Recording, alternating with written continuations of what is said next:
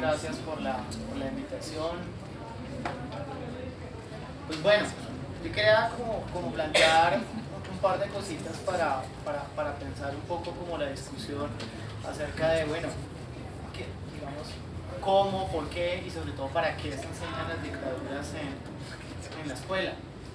Y yo quiero partir de algo que lo pensaba ahorita revisando el video, y es que fíjense que cuando Pinochet toma el poder en 1973 y hace una constitución en 1980, entonces hacen un nuevo código laboral, privatizan las pensiones, privatizan los fondos de cesantías y toman una cantidad de medidas regresivas fundamentalmente en contra de los trabajadores.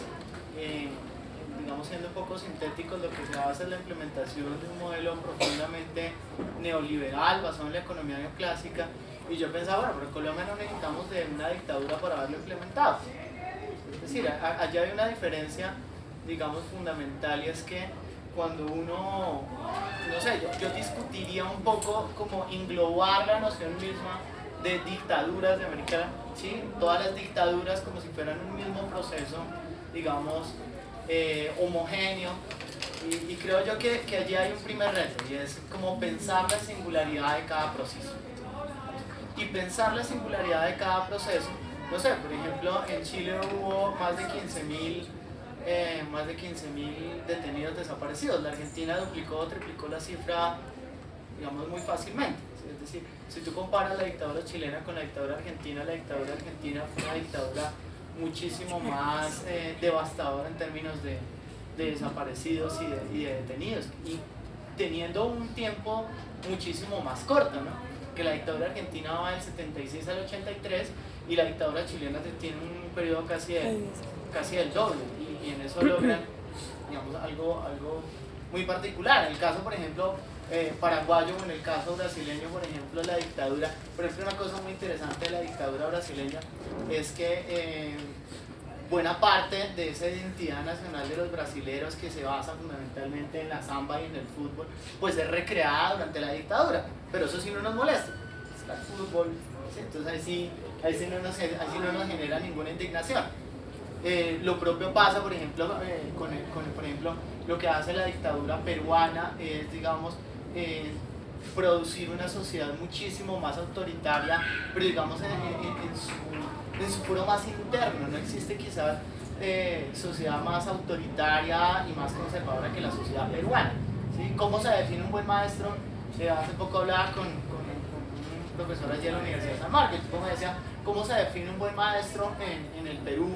Y sobre todo, y digamos, en el Ecuador, ¿no? Porque es un maestro que disciplina, que impone orden, es un maestro que reprende. ¿Cómo se define un buen padre, no? Aquel que definió la rutina de la familia durante muchos años, que fuera de la misma manera todos los días. Entonces, digamos, cada proceso tiene una singularidad, y creo yo que allí aparece como la primera posibilidad.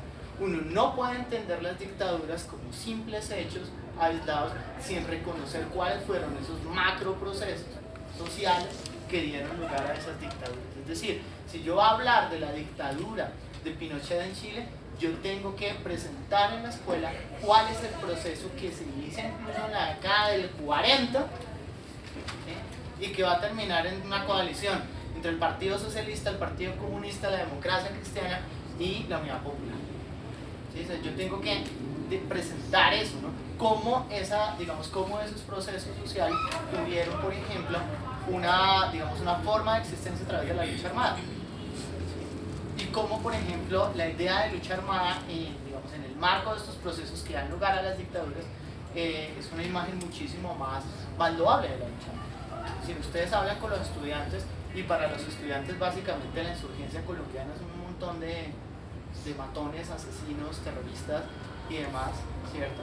Pero cuando uno se adentra en estos procesos, quizá les permite entender un poco también o sea, sin llegar a justificar y sin llegar a meternos como en ese rollo, digamos, nos permite mejor pensar cuáles son esos procesos que también se han dado, por ejemplo, paralelamente en Colombia. Una primera cosa.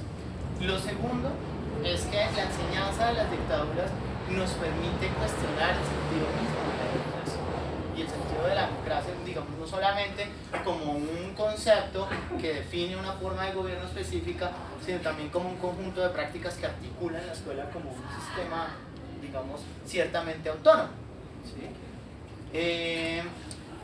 Ustedes de pronto dirán, bueno, pero digamos, ¿cómo se puede dar este proceso? Y, por ejemplo, en el caso particular, yo creo, de la educación pública, yo creo que ya ha pasado un fenómeno, y eso de pronto diciendo un poco de la profe Marisol, y es que o sea, yo creo que digamos, la manera como se ha cooptado, vigilado, entre comillas, sometido al docente, pues digamos, yo creo que en Colombia, por lo menos en la educación pública, en los últimos años ese escenario está un poco más abierto. Por supuesto que existen un montón de situaciones en los barrios periféricos, ¿sí? Pero digamos ha habido una apertura interesante en ese sentido. Yo hago la crítica en el sentido contrario. Han sido los docentes los que han sido profundamente tímidos, ¿sí?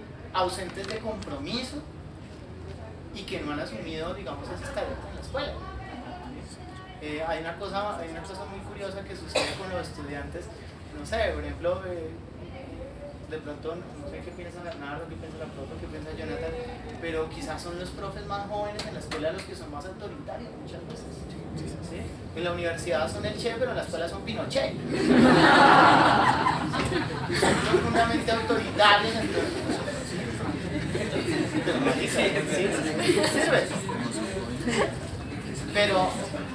Sirve.